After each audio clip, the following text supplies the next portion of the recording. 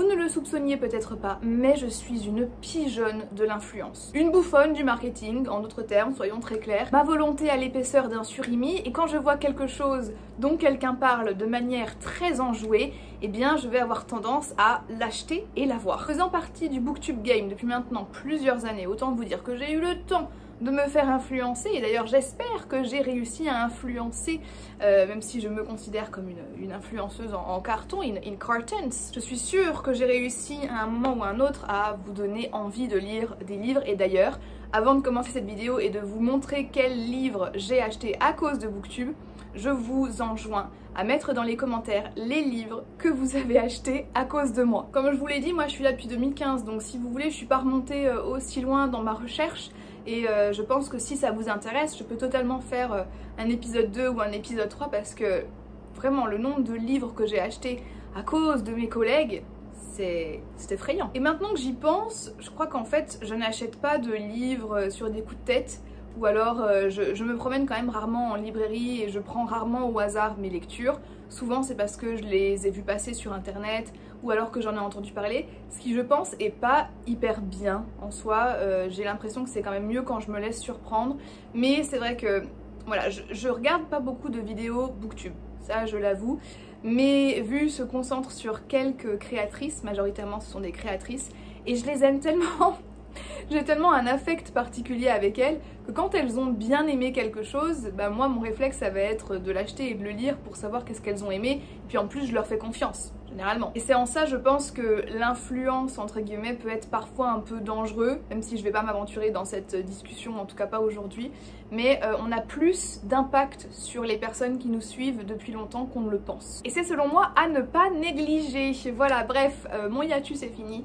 Je vais commencer avec La Vraie Vie que j'ai lu l'année dernière et que j'ai lu d'ailleurs en audio sur la plateforme Nextory. Et pour assouvir mes pulsions de consommatrice, Nextory c'est très pratique pour moi puisque j'ai juste à regarder dans l'application est-ce qu'ils ont le livre, préférablement en audio, et généralement je l'écoute et ça a été le cas avec celui-là. Celui-là je crois que je l'ai vu sur la chaîne de Pauline qui s'appelle Bookin sur YouTube je crois. À l'époque c'était Po Bookin il me semble, et elle en avait parlé plutôt en bien, en disant qu'elle avait vraiment apprécié et tout. Et sa chronique avait vraiment attisé ma curiosité, et du coup je l'ai écoutée. Et pour être tout à fait honnête avec vous, je suis pas sûre de ce que j'ai lu. Je sais même pas si je me souviens exactement de quoi ça parle. Je sais qu'on suit une jeune fille qui vit dans une sorte de pavillon résidentiel avec son petit frère, son père et sa mère. Son père est extrêmement violent avec tout le monde, sauf avec le petit frère qui est visiblement épargné de cette violence-là. Et la petite fille va voir des choses, va être témoin de certaines scènes qu'elle ne devrait jamais voir, que personne ne devrait jamais voir. Et il va se passer un truc en particulier dans cette famille qui va précipiter un petit peu la chute de tous les personnages. Au risque de me répéter, c'est une histoire qui est particulièrement violente et qui je pense nécessite peut-être des trigger warnings parce qu'on va parler justement de violence conjugale et de maltraitance sur les enfants aussi. Et puis l'autrice se prive pas d'aller un peu dans les détails, parfois un peu gore, un peu gorax de certaines situations. Trop bizarre. Une histoire vraiment genre inclassable pour moi. J'avais jamais lu ce genre d'intrigue. Et puis vraiment j'en suis ressortie finalement très confuse. Et je me souviens que quand j'en avais parlé sur YouTube, c'était le sentiment que beaucoup d'entre vous avaient aussi après la lecture de cette histoire-là. Donc visiblement j'étais pas la seule. Et ça m'a laissé un drôle de... je sais pas, un drôle de goût dans la bouche. Vraiment, mais j'ai pas détesté, j'ai pas adoré. Je suis juste en mode ok, qu'est-ce qui s'est passé ? Ce qui en soi est pas mauvais. Je trouve que quand un livre nous fait réfléchir et nous fait nous poser des questions, c'est une bonne chose. Donc si vous voulez le lire, vous pouvez. Est-ce que je le conseille ? Bah pas particulièrement. Mais si vous aussi vous aviez votre curiosité qui avait été piquée par ce livre-là, il est en tout cas disponible en e-book sur Nextory si je me trompe pas. Et vous pouvez le découvrir et vous m'en direz des nouvelles. Voilà. Anatomy of a Love Story. Est-ce que je l'ai pas vu chez La Bouquinade, chez Emma ?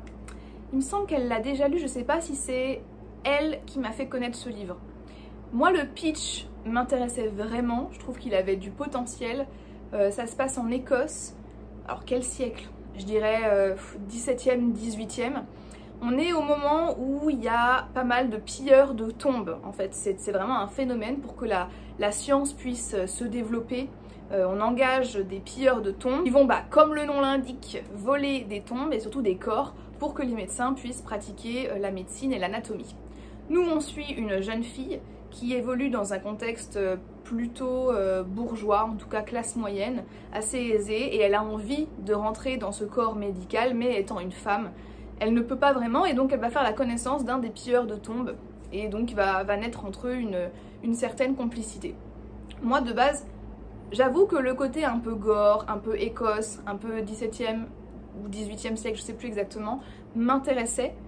Ça avait tout pour me plaire, mais je trouve que ça n'a pas réussi à capter mon attention. Je l'ai abandonné, hein, j'ai même pas fini le livre, je crois même qu'il y a un tome 2, mais j'ai pas réussi à saisir l'engouement. La couverture est magnifique, ce qui ne gâche vraiment rien, mais pour moi ça manquait un petit peu de substance et de rebondissement. Voilà, l'intérêt n'était juste pas là.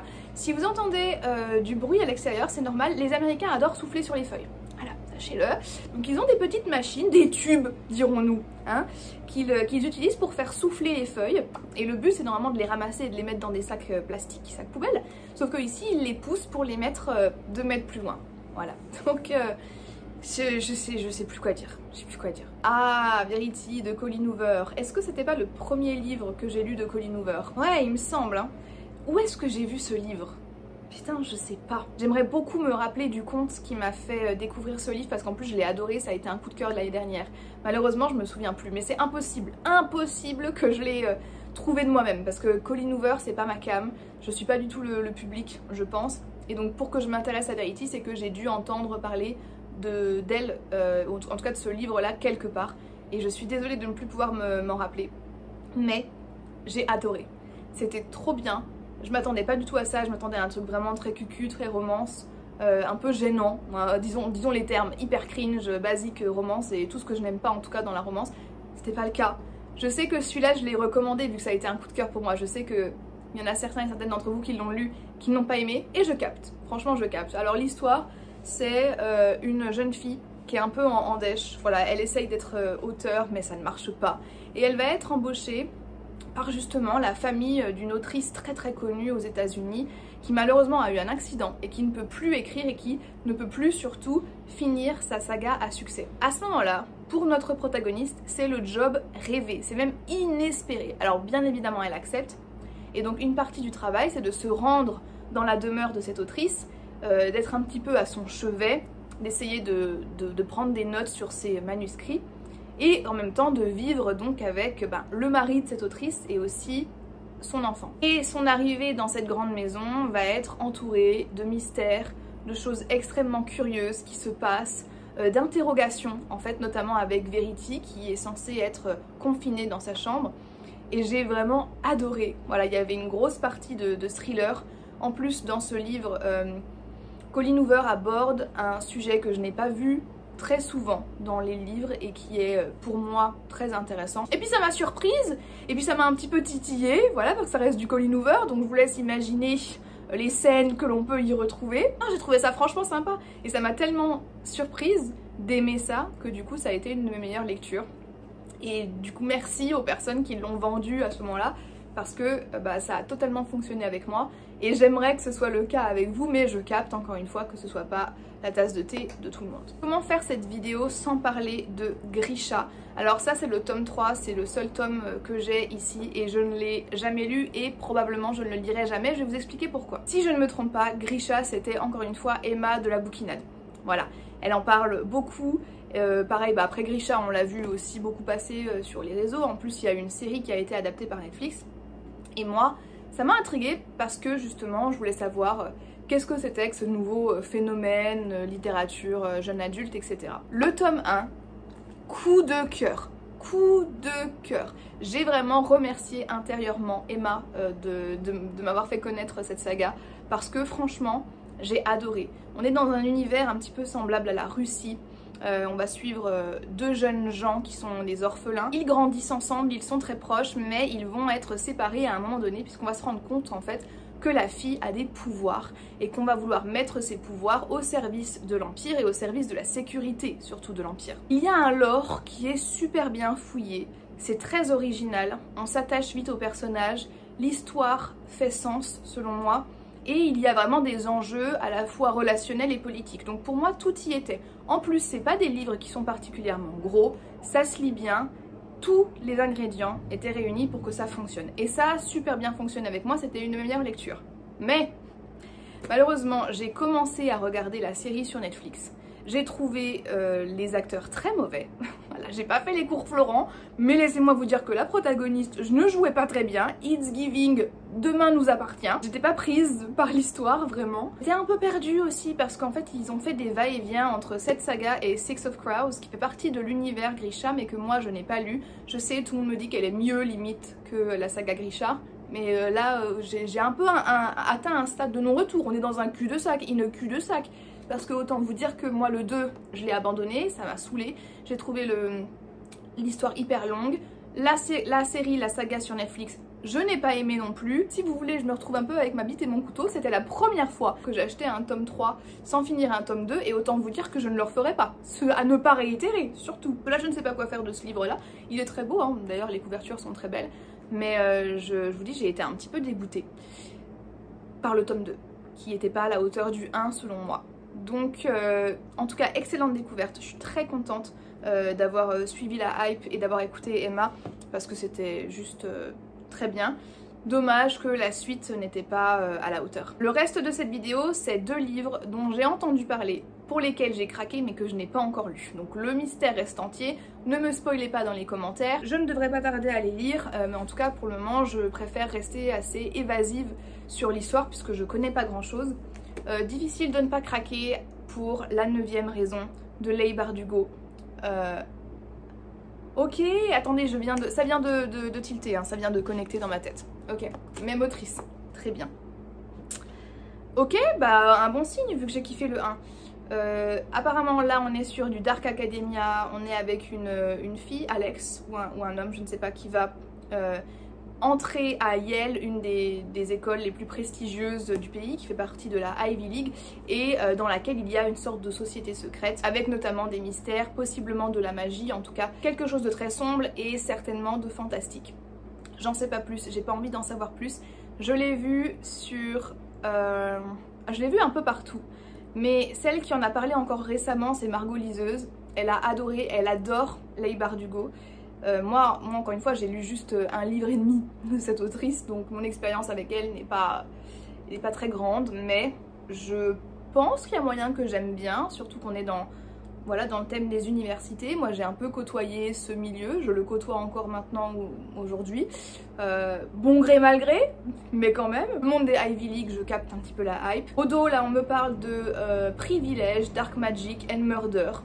Voilà, notre société actuelle, quelque part. Et comme il a été encensé par Margot Liseuse et que je lui fais majoritairement confiance pour les lectures, eh bien, il est actuellement dans ma palle et j'ai hâte de les découvrir et je pense que là, en plus, c'est une bonne période pour le faire. Le dernier livre que j'ai, c'est Piranèse de Susanna Clarke. Et celui-ci, j'en ai entendu parler notamment sur la chaîne de Cornelius. Et plus récemment, ça je ne savais pas, sur la chaîne de Séverine, de Il est bien ce livre, qui a dit que c'était un slip ou un coup de cœur. Bon, si vous connaissez Séverine, vous savez que quand elle a un slip, c'est que c'est une excellente lecture pour elle. Je suis hyper intriguée. Par contre, à chaque fois qu'on me parle de ce livre ou que j'entends parler de ce livre, j'essaye de skip parce que je n'ai pas envie de savoir de quoi ça parle.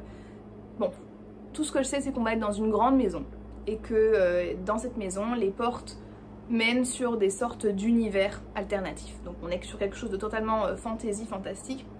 Je trouve que la couverture est très belle, c'est d'ailleurs ça qui m'avait convaincue de l'acheter à l'époque.